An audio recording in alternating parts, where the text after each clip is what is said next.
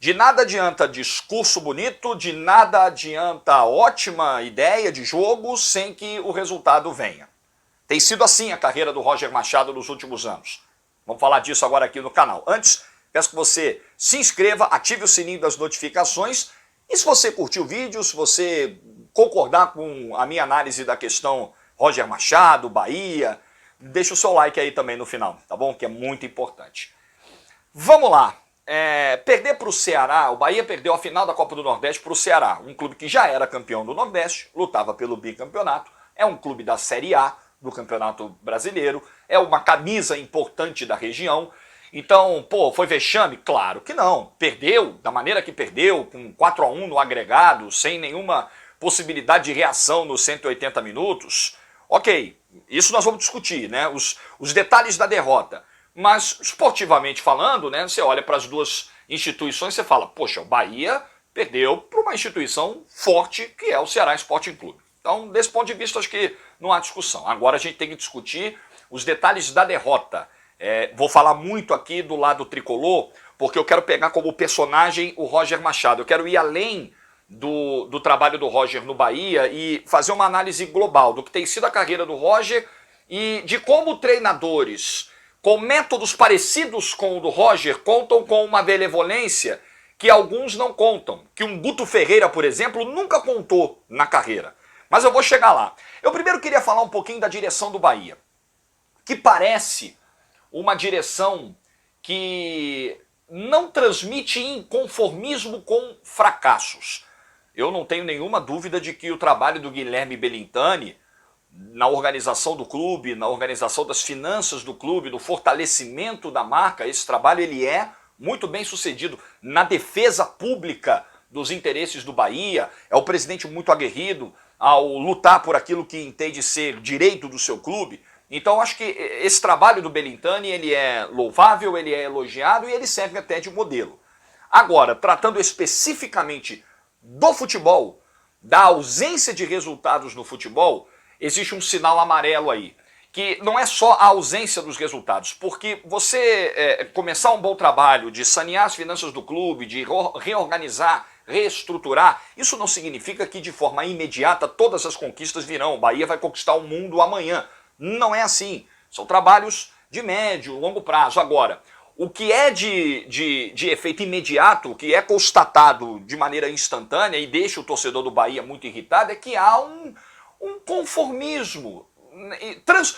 Pode não ser o que se passa na cabeça do presidente, pode não ser o que acontece internamente, mas é a imagem que fica externamente, de um Bahia que não fica indignado, que as suas lideranças não mostram indignação com a derrota, com o insucesso, com o fracasso, porque é o seguinte, gente, o superávit, ele aumenta as chances de título. Agora, superávit sem título, para uma instituição, para um clube de futebol, não faz sentido. A existência, a razão de ser de uma instituição como o Bahia é disputar títulos, lutar para vencê-los, encher a sua galeria de troféus, ser campeão. É para isso que o torcedor do Bahia se associa, compra camisa, cria um laço, senta na frente da TV para assistir a um jogo, vira sócio, compra ingresso, vai para o estádio, pega chuva, pega sol, porque a razão de ser é disputar com seus oponentes, ser campeão e colocar o escudo do peito com orgulho. Então a gente não pode perder jamais qual é o norte, qual é o grande objetivo de uma instituição esportiva, é ganhar. E quando os triunfos não vêm, a gente não vê um Bahia revoltado. Não são decisões, eu não estou pregando aqui decisões tomadas com fígado. A cada derrota você muda tudo, a cada derrota é terra arrasada, a cada derrota você manda tudo embora, a cada derrota você constatar que nada presta. Não é isso. Mas mostrar pelo menos que existe uma cobrança, que aquela apatia ela não pode se repetir, que um clube do tamanho do Bahia, com o maior orçamento da região, não pode ter o comportamento que teve em 180 minutos na decisão contra o Ceará. Se o Bahia jogasse essa decisão, emendasse a decisão de 2020 até a final de 2021 da Copa do Nordeste, ele não conseguiria fazer um gol sequer no Ceará. Podia jogar mais 2 meses, 3 meses, 6 meses, 1 ano, não faria. Tamanha apatia, tamanha a falta de ideias, tamanha a superioridade de um rival que na teoria é do mesmo patamar porque os dois estão na Série A do Brasileiro, mas nesses 180 minutos parecia um time de uma divisão e um time de outra. Então, isso dentro do Bahia é algo, e eu não estou dizendo de orelhada. Eu acompanho o Bahia há anos, eu transmito os jogos do Bahia, já fui várias vezes à Fonte Nova, narrei a decisão da Copa do Nordeste, quando o Bahia, de maneira incrível, perdeu aquele título em casa para o Sampaio Corrêa.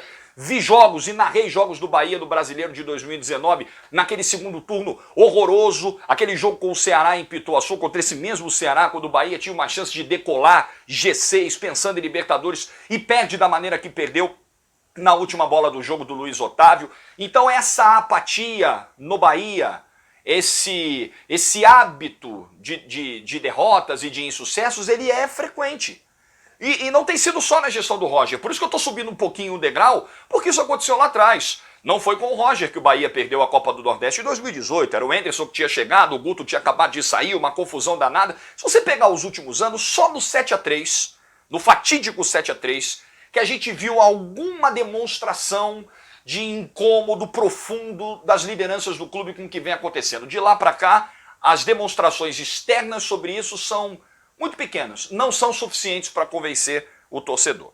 E agora eu entro no assunto Roger Machado, e tratando muito do que aconteceu no jogo. É impressionante como o Roger, que mostra ter, que diz ter, muito repertório, profundo conhecimento de futebol, é um estudioso da matéria. Conversar com o Roger sobre futebol é muito legal. O Roger tem conceitos bacanas e a gente fala aí de treinadores que são mais do mesmo, que não saem da casinha, que não apresentam nada novo. O Roger, quando você ouve as ideias do Roger sobre futebol, rola até um certo encantamento. Você fala, caramba, mas isso não está virando resultado. Isso na prática a gente não tem visto acontecer. É um pouco do fenômeno Fernando Diniz, comentado por mim aqui no canal na semana passada na eliminação do Mirassol. Não dá pra gente ouvir que o treinador A é revolucionário e aí no campo o time dele vive de chuveirinho, que é o que está acontecendo com o São Paulo. A eliminação com o Mirassol foi assim. É muito do que a gente tem visto do Roger. Uma final de campeonato, depois do que já tinha acontecido no primeiro jogo, a grande vantagem que o Ceará abriu. Você pega na escalação do Bahia, a única mudança é tirar o Cleison, porque não tinha jeito, porque ele não tinha condição de andar em campo, né? Um jogador que compromete atualmente hoje no Bahia, e colocar o Rossi de titular. Nenhuma outra mudança. E aí a gente vê o João Pedro, cuja titularidade hoje não se justifica na lateral direita, o Gregory que voltou muito mal, o Rodriguinho sem intensidade para os 90 minutos, e fica mais difícil assimilar o conceito de hierarquia do Roger. Parêntese aqui, eu acho que a hierarquia existe em tudo. Existe na vida, em determinados setores, em determinadas profissões, no futebol, clubes, história, trajetória, jogador com peso de decisão. Eu acho que isso tudo entra. Porém, o treinador precisa achar o equilíbrio entre a hierarquia e o bom momento, a hierarquia e o merecimento e o mérito. Ele não pode usar apenas um conceito para justificar a escalação de um jogador. Por mais que o cara tenha mais hierarquia, se o reserva, se a outra opção, se o concorrente do setor está anos-luz à frente, está num momento muito melhor, ele não pode prejudicar o próprio trabalho, ele não pode prejudicar o próprio time para seguir firme na sua convicção. E esse é um dos grandes problemas do Roger. Ao longo da sua carreira, não só no Bahia, um treinador que parece pouco disposto a sair das suas ideias. Fez isso em poucas oportunidades, mas o que a gente tem visto mais do Roger é um Roger muito quadrado, muito engessado naquilo que pensa e pouco disposto a sangrar o seu estilo para obter os resultados. E geralmente essa receita a gente sabe como termina. Além disso, além de todas essas questões de campo, o Roger não conseguiu achar soluções para passar pelo Guto Ferreira. O Guto Ferreira que ora baixava suas linhas, fazia uma marcação em bloco baixo, ora subia, e o Bahia não tinha nenhuma alternativa pela lateral. O Bahia que não conseguia jogar, e eu repito, se ficasse mais 6 meses jogando, não ia fazer um gol ainda no jogo de ontem, né? Não sairia mais gol contra o Ceará, de tão sólida que foi a proposta executada pelo Guto Ferreira. Além disso, além dessa questão de hierarquia, um Roger muito mais preocupado em manter a harmonia do vestiário do que ganhar o título, o conformismo também transparecido pelo Roger.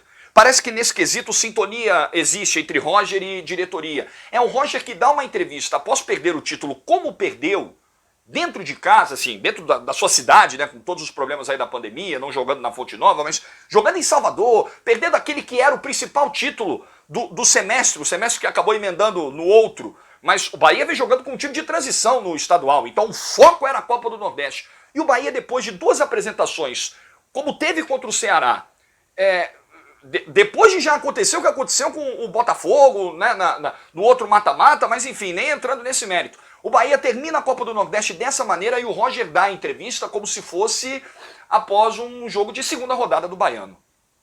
Sem demonstrar um mínimo de indignação. Não adianta, claro, o cara chegar e dar soco na mesa, e chegar e expor jogador, e chegar e dizer que ninguém presta. Nenhum treinador vai fazer isso.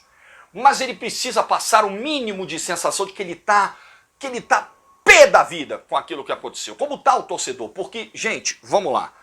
Os profissionais que envergam camisas de clubes, eles representam uma massa, uma torcida, que é a torcida que paga o salário, que é a torcida que os apoia, que os incentiva, que os cobra. Então você precisa, naquele momento, estar em sintonia também com esse sentimento. Pô, é o Bahia, cara.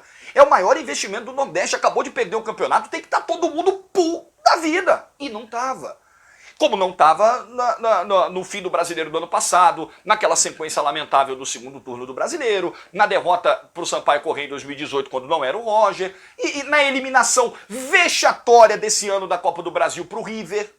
Sabe assim, as coisas precisam ter consequências, e eu bato muito nessa tecla e tento trazer para as nossas vidas também, porque todos nós temos metas a cumprir, e eu não digo só no trabalho não, até na sua casa, na sua família, como chefe de família, né? Você pai, você mãe, enfim, você tem obrigações e que quando não são cumpridas, isso gera uma consequência para você, na vida pessoal e na vida profissional. E a impressão que a gente tem é que no Bahia não existe consequência, as derrotas elas chegam e beleza, e a vida segue. Até a próxima derrota, até o próximo insucesso. E quando vai vir o próximo triunfo? Grande conquista. Quando que vai existir uma cobrança clara? Isso aqui a gente tem que ganhar. Isso aqui, esse segundo turno de Brasileiro, ele não pode se repetir. O que o Bahia fez em 2019, a maneira como o Bahia entregou resultados. Mas parece que Belintani e Roger caminham nessa linha de, beleza, o clube está bem estruturado, uma hora o título virá. Eu também acho que paciência com trabalhos, ela deve existir. Às vezes você tem trabalhos que demoram um bom tempo para gerar títulos. Eu estava falando, inclusive, na primeira parte do vídeo sobre como demora para você, após reestruturar um clube, colher esses resultados esportivos. Porém, com 1 ano e meio de trabalho, quase 1 ano e meio de trabalho, a gente já deveria ter visto pelo menos uma evolução. Você pode até ter um trabalho de 1 ano e meio que ainda não trouxe título, mas ele precisa te apresentar sinais claros de evolução. Técnica, tática, de gestão de grupo, de mentalidade vencedora. Não temos visto isso no trabalho do Roger. É um trabalho estagnado. Pouco se andou de abril de 2019 até agosto de 2020. E aí a gente precisa parar e avaliar caso a caso. Não adianta a gente ficar do lado de cá pregando continuidade. Essa continuidade ela precisa ser respaldada em evolução, sinais de evolução. Se esses sinais inexistem, se a gente tem 1 ano e meio praticamente perdido, opa, de nada adianta dar tempo. Tempo demais e resultado de menos no futebol, na vida, em qualquer atividade, são situações altamente conflitantes. Se você concorda, discorda, deixa o seu comentário aqui também, a gente vai interagindo, tá bom? Grande abraço.